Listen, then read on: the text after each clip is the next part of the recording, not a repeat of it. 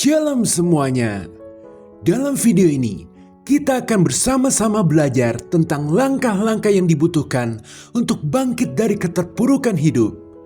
Bagi Anda yang saat ini merasa terpuruk, mungkin karena kehilangan penghasilan, menghadapi ketidakpastian, merasa diperlakukan tidak adil, kehilangan arah hidup, atau hal-hal perih lainnya, maka video ini akan menjadi penguat dan panduan bagi Anda.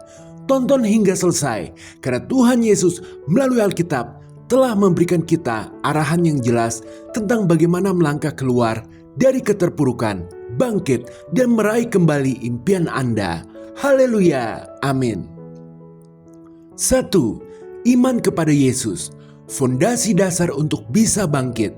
Yohanes 14 ayat 6 tertulis, kata Yesus kepadanya, "Akulah jalan dan kebenaran dan hidup. Tidak ada seorang pun yang datang kepada Bapa kalau tidak melalui aku." Iman sering dianggap harus dibuktikan melalui perbuatan. Pandangan ini benar, tetapi kita harus berhati-hati agar tidak memahaminya sebagai beban hukum Taurat. Jangan sampai kita berpikir bahwa pertolongan Tuhan datang atau kedekatan kita dengan Tuhan hanya ditentukan oleh perbuatan kita yang harus sempurna serta tanpa cacat dan celah. Tuhan memahami keterbatasan manusia.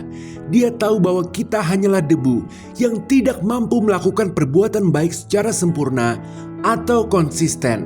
Oleh sebab itu, iman bukanlah melulu soal perbuatan, melainkan soal mempercayai Dia yang telah melakukan segalanya secara sempurna untuk kita. Kebenarannya adalah ini, karena kasih karunia-Nya, kita telah dipanggil untuk mendekat kepada Bapa melalui iman kepada Yesus, bukan karena perbuatan kita yang sempurna.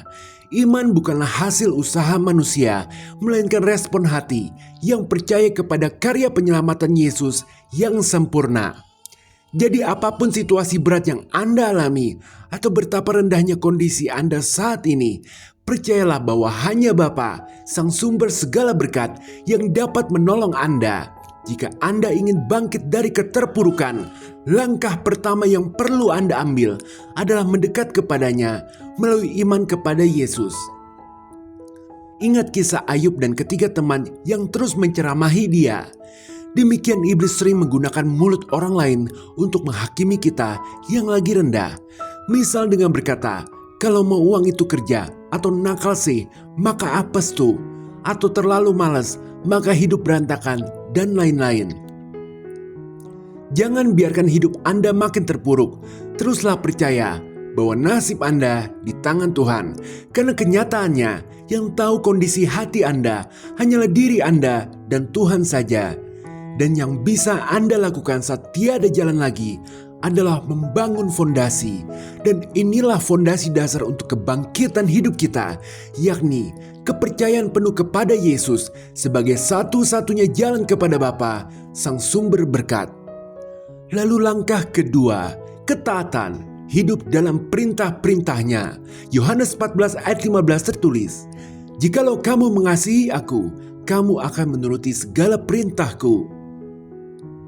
Mengerjakan ketaatan adalah langkah berikutnya dalam perjalanan bangkitnya hidup kita. Namun, ketaatan ini bukanlah soal menukarkan perbuatan baik dengan pertolongan Tuhan. Bukan pula soal legalisme, di mana kita merasa harus membayar Tuhan melalui kepatuhan kita. Tuhan tidak menginginkan ketaatan kita sebagai alat tukar. Sebaliknya, ketaatan adalah bukti nyata dari kasih kita kepada Yesus. Meski kita hanyalah makhluk lemah, Tuhan menghendaki kita untuk berusaha menuruti firman-Nya. Seperti seorang anak yang belajar dengan sungguh-sungguh. Meskipun hasil ulangannya belum sempurna, usahanya tetap akan menyenangkan hati orang tuanya. Demikian pula dengan Tuhan. Ia tidak menuntut kesempurnaan, tetapi hati yang mau berubah, hati yang tulus berusaha menjadi seturut kehendak-Nya. Tuhan ingin kita mengalami transformasi, menjadi pribadi yang berbuah, menjadi orang benar. Maka dalam momen-momen terpuruk, rahasia untuk bangkit adalah menunjukkan kepada Tuhan bahwa kita mau terus berusaha, meskipun sering jatuh atau gagal. Tuhan memahami kelemahan kita. Jatuh dan gagal adalah bagian dari proses. Namun yang Tuhan cari bukanlah ketaatan yang sempurna, melainkan hati yang rela berubah karena kasih kepadanya. Dan ketika kita berusaha taat dengan tulus, Tuhan yang melihat hati akan memberikan ganjaran berkat melimpah. Bukan sebagai hasil dari ketaatan kita, tetapi karena kasih karunia-Nya yang besar. Hidup dalam ketaatan bukanlah beban, tetapi respon kasih kepada Tuhan yang terlebih dahulu mengasihi kita. Selanjutnya langkah ketiga, pertobatan, mematahkan segala kutuk yang mengikat. Matius 4 ayat 17. Sejak waktu itulah Yesus memberitakan, bertobatlah sebab kerajaan sorga sudah dekat. Di dunia ini terdapat dua kekuatan tak terlihat yang selalu mempengaruhi kehidupan kita, berkat dan kutuk. Berkat adalah kekuatan yang berasal dari Tuhan, dirancang untuk mendatangkan segala kebaikan, damai, dan sukacita dalam hidup kita. Sebaliknya, kutuk adalah kekuatan dari iblis yang berusaha mengikat hidup kita dengan penderitaan, kegagalan, dan kehancuran. Setiap kali kita melakukan perbuatan yang menyenangkan hati iblis, kutuk akan menempel dan berusaha mengikat masa depan kita dengan berbagai bencana. Tidak jarang, penderitaan yang kita alami hari ini adalah akibat dari dosa atau kesalahan yang kita perbuat di masa lalu yang membuka jalan bagi kutuk untuk masuk dalam hidup kita. Namun, kabar baiknya adalah kita memiliki solusi, yakni pertobatan. Pertobatan adalah langkah iman yang mematahkan segala kutuk dengan kuasa darah Yesus. Pertobatan bukan hanya soal merasa bersalah. Jika kita hanya terfokus pada rasa bersalah, kita bisa semakin terpuruk dalam penyesalan yang tidak membangun. Pertobatan sejati adalah berbalik dari jalan yang salah kepada jalan Tuhan, meninggalkan kehidupan lama, menuju kehidupan baru bersama Tuhan. Ketika kita dengan tulus memohon ampun kepada Tuhan, Dia pasti memaafkan kita. Yang Tuhan kehendaki adalah langkah nyata untuk kita mau bertobat. Kenyataannya, seperti seorang yang mengadakan pesta pernikahan dan membagikan undangan kepada banyak orang agar pada datang, Tuhan juga sedang mengundang kita untuk bersedia datang kepadanya dalam pertobatan. Ia ingin mengubah hidup kita dari status salah menjadi benar, dari kehancuran menjadi pemulihan, dari kutuk menjadi berkat. Jadi langkah nyata ketiga untuk kita bisa bangkit dari keterpurukan adalah bertobat. Dan ini dapat dimulai dengan doa memohon pengampunan. Setelah itu, peringatilah karya keselamatan Yesus melalui perjamuan kudus, makan roti dan minum anggur sebagai tanda perjanjian baru dalam darah-Nya. Ini adalah pengingat bahwa kita adalah milik Tuhan, sepenuhnya berada di dalam Yesus. Pertobatan adalah jalan untuk mengalami pembebasan dari segala belenggu dan memulai hidup yang baru, hidup yang penuh dengan berkat dan penyertaan Tuhan. Tuhan selalu membuka tangannya, menunggu kita untuk kembali kepadanya dengan hati yang hancur dan penuh kerendahan hati. Inilah saatnya untuk mematahkan segala kutuk dan berjalan dalam terang kasih-Nya. Selanjutnya langkah keempat, kasih, menjalankan perintah tertinggi Tuhan. Yohanes 13 ayat 35 tertulis, dengan demikian semua orang akan tahu bahwa kamu adalah murid-muridku, yaitu jikalau kamu saling mengasihi. Kasih adalah kekuatan ilahi. Ini bukan sekedar kata-kata indah, melainkan sebuah kenyataan bahwasanya ketika kita mengasihi, diri kita merefleksikan pribadi Tuhan. Karena di 1 Yohanes 4 ayat 8 tertulis, Allah itu kasih. Jadi sebagai langkah keempat untuk bisa bangkit dari keterpurukan adalah menjadikan kasih sebagai prinsip hidup kita. Segeralah belajar untuk mengeksekusi segala sesuatu dengan prinsip belas kasihan. Dan lihatlah, kekuatan ilahi kian lama kian nyata dalam diri Anda. Anda akan menjadi superhero di mata orang lain karena Anda akan diberikan kemampuan untuk menolong mereka. Sebagai pemikiran, Yesus menekankan bahwa berbuat kasih adalah tanda pasti yang dimiliki oleh murid-muridnya. Maka jika kita berbuat kasih, Kita adalah murid sejati Tuhan Yesus yang sekarang di sorga, namun kuasanya tetap ada di bumi melalui Roh Kudus. Pada prinsipnya, seorang guru yang baik pasti akan membawa hidup muridnya menjadi naik, makin lama makin tinggi. Murid seorang dokter akan menjadi dokter, murid seorang pengacara akan menjadi pengacara, dan seterusnya. Demikian pula, kita adalah murid Yesus, maka suatu saat kita akan menjadi Yesus-Yesus kecil yang penuh keberhasilan dan kemenangan.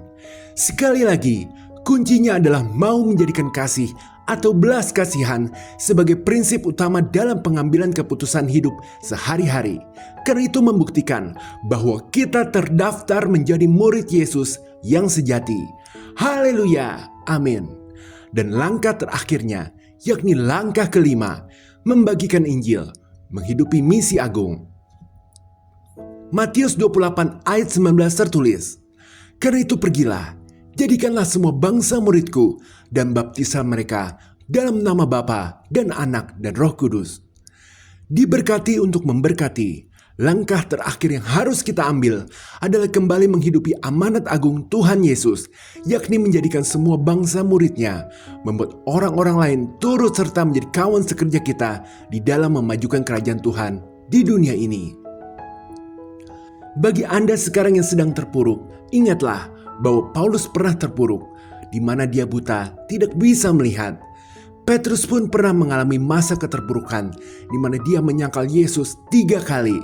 Faktanya, semua tokoh Alkitab yang hebat pernah mengalami masa keterpurukan, sebelum akhirnya bangkit menjadi terbang tinggi bersama Tuhan.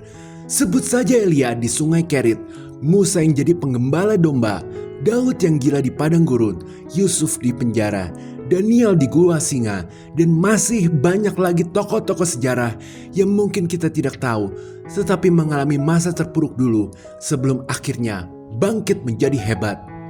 Membuat kita mendapat kesimpulan bahwa masa terpuruk adalah masa di mana kita sedang diajar, dipersiapkan, dan diteguhkan menjadi murid Yesus yang sejati. Jadi ketika Anda menyadari hal ini dan mau bekerja sama dengan Tuhan, bahwa Anda tidak lagi menghindar, malah merangkul ini, niscaya Anda akan diberikan kemampuan untuk keluar dari masa keterpurukan ini. Dari yang bingung mesti makan apa, tahu-tahu mendapat jalan. Dari yang sakit, diberikan hikmat bagaimana bisa hidup berdampingan dengan rasa sakit itu, bahkan disembuhkan, dan lain-lain. Yang pada intinya, Anda sadar bahwa menjadi murid Yesus memiliki tugas untuk memuridkan orang lain agar Injil bisa tersebar ke seluruh bumi, membuat semakin banyak lagi orang menjadi murid Yesus. Dan ketahuilah, misi yang Anda emban ini atau tugas menyebarkan Injil, terlepas dari dunia yang sudah semakin modern, bukan pekerjaan remeh-temeh, melainkan pekerjaan yang mengubah dunia. Karena pesan yang terkandung dalam Injil itu mampu menghidupkan setiap hati yang mati oleh rasa frustasi, menumbuhkan kembali harapan pada setiap manusia yang membutuhkan. Mungkin Anda merasa masih belum siap, tetapi sadarilah terus, tidak ada hari yang tepat untuk siap. Detik ini juga, buatlah komitmen untuk mau menjadikan semua bangsa murid Yesus dengan cara yang baik, tentu saja. Dan lihatlah, hidup Anda akan diangkat naik dari kejatuhan, diberkati, dan suatu hari langkah Anda akan diarahkan pada ladang yang telah menguning untuk Anda kerjakan. Tuailah murid-murid Yesus yang baru. Haleluya, amin. Sebagai pengingat, Yesus dengan gamblang telah memberikan kita segala sesuatu yang kita bisa lakukan untuk bangkit dari keterpurukan, yakni iman, ketaatan, pertobatan, kasih, komitmen menjadi pekerja Tuhan di ladang.